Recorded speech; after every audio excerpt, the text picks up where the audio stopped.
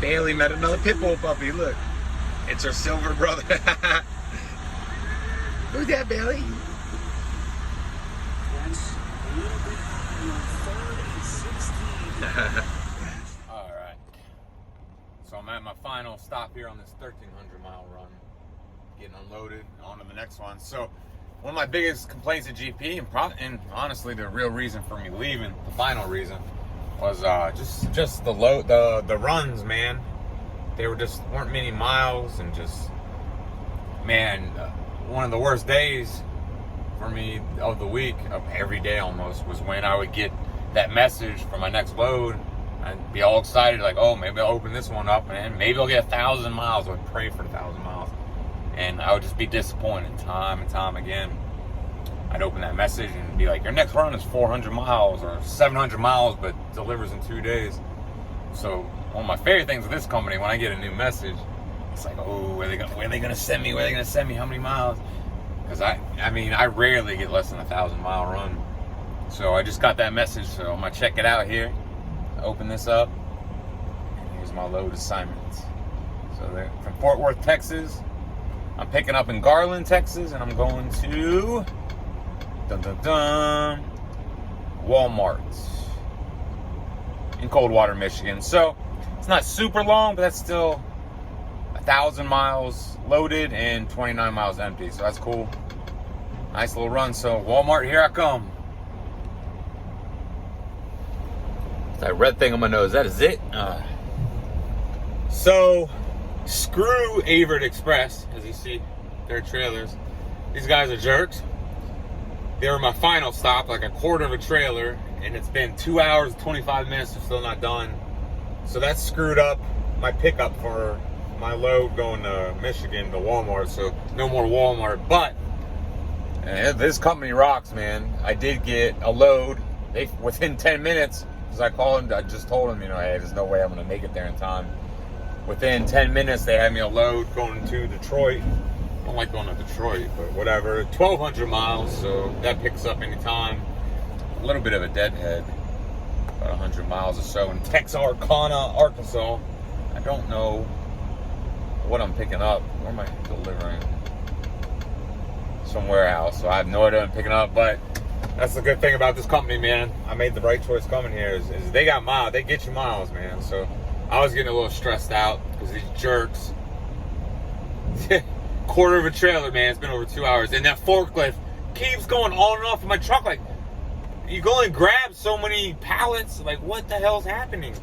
Are they putting stuff back and going, oops, or something? I don't know. I was getting mad, but yeah, it's been over 2 hours, going on 2.5 hours, and they still quarter of a trailer, man. So, but got me a long load, so I thought I was gonna have to stop for the day, and I was screwed. I only drove 50 miles today. I'm running out of time, but what are you gonna do, right? At least I got the load. Oh, I don't ever want to come back here. Averitt Express. I actually heard good things about this company, but their unloaders suck. If you work for Averitt Express and you drive forklift, you suck. Boy, this is nuts, man. I've been here for 18 minutes. Love's in Matthews, Missouri. It's just crazy, man. Almost 20 minutes, I still haven't hit a pump yet. These guys are nuts, man. Half these guys aren't even fueling. It's just crazy. This one dude was sitting in a bobtail for like 20 minutes, man, just sitting there.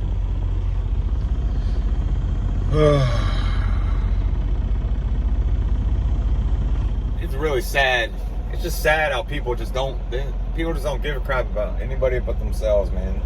Half these guys don't even need to fuel, and there's parking. There's crazy amounts of parking here, but they park the fuel on, take their time. I just don't get it. I do, there has been times where, nature calls, man, you gotta go, but it's just sad. You see it in society, on the road, how people treat each other, man. There's no reason why it should take over half an hour just to get to a freaking fuel pump to fuel. This stuff should roll like clockwork, man. It's just nuts. I'm bitching, but it's just sad. It's just sad. If I didn't have to fuel here, I'd have just turned around once I saw just the cluster, you know what. Once I saw these people, I would just turn around and left, gone to a different one, but I got to fuel with this one, so.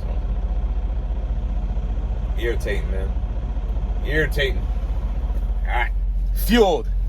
Windows cleaned. Even the driver's side passenger windows. 5 minutes. Back on duty, back off duty. But Mr. Maverick Express here is in the truck stop, and I'm willing to bet, based upon how long it took him just to fuel, it's gonna be a while. 5 minutes.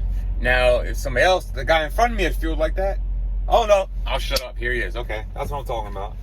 5 minutes in and out, and my man was quick inside. So, my man, he's a little slow in the fueling, but you know, maybe he had to get his windows perfect. I don't know. But here he is. He's back in his truck. That's what I'm talking about, man. Oh, light at the end of the tunnel, I guess. Well, I'm gonna keep raving about this lady too, man. They got 3 dispatchers here. We're a small company. I think they got like 60 drivers or something like that. So the other 2 dispatchers, Jeremy and Mason, and then Mason's the owner's son, they're awesome too, man. Whenever my lady, Christy, is like off or something, you know, they take over, and they've always got me good loads. Mason's the one that, when my load got canceled yesterday because I was sitting at Air Express for so long, he found me another load within like 10 minutes. Nice long. This load I'm on now. So I just stopped at a Law's. I'm about 240 miles, 260 miles from Detroit to deliver this load, paper rolls. Man, my biggest worry was like, you know, I'm not gonna get there like till like 2-3 o'clock Eastern time. So I stopped at this Love's here, and I was gonna send Christy a message and be like, hey, you know, this is my ETA, and hopefully you can find me something, you know, that late. You know, maybe like a 24-hour 7 shipper or something. But she had already sent me a message, and she was like, just go ahead and drop that at our yard. Have a local guy deliver it, and I'll have another load for you. So sure enough, man. So that was really cool. I didn't have to ask, and she was already on top of it. This lady's been doing it like 30 years. So if you ever come over to this place, man, I mean, Mason and Jeremy are great. Shut up, Carmen. But man, this lady's on point. She's been doing it like 30 years or something. And I've had more dispatchers than the average trucker, man. Like I said, I spent 3 years as a temp and with Centerline, and man, it's good money. But I'd be with the different. They'd fly me all around the country. You know, I might help NFI for 2 weeks in Indianapolis, and then they'd fly me to Montana. I'd help this company for a couple weeks, couple months. So I've had a lot of dispatchers, man. And, man, this lady takes all the work out of it. She just, man, I trust her.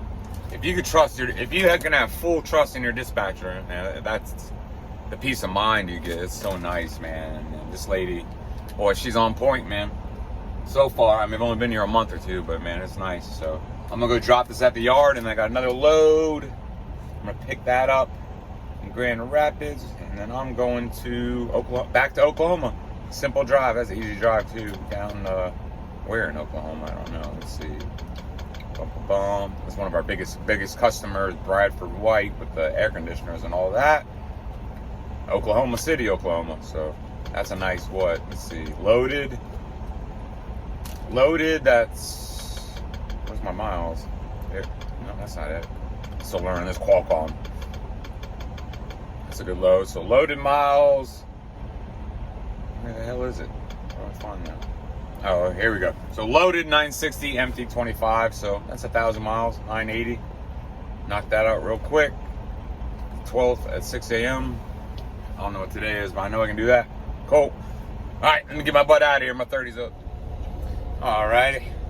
At my delivery here in Oklahoma City, got a strange request after that. So I'm going to do my reset, and then I'm actually, I guess they don't have any work over the weekend, so they're going to have me deadhead 952 miles back to our yard, and I'll start driving Sunday morning, and then Monday she'll dispatch me on something. So 900 miles empty, I'll get paid for it to start the week, and then I'll just finish, you know, I'll do my reset and finish whatever miles I got left. I'll probably get another, I don't know, 300 miles in, and then Sunday drive the other 6 back. So I'll take it. It's just odd I've never heard of a company wanting you to deadhead 900 miles.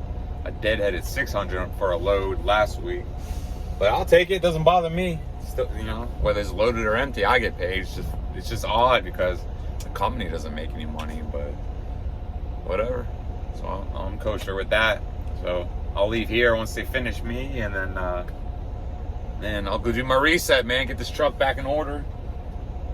I'm doing a Bible study with my mom, so I'll probably start working on that. And easy day.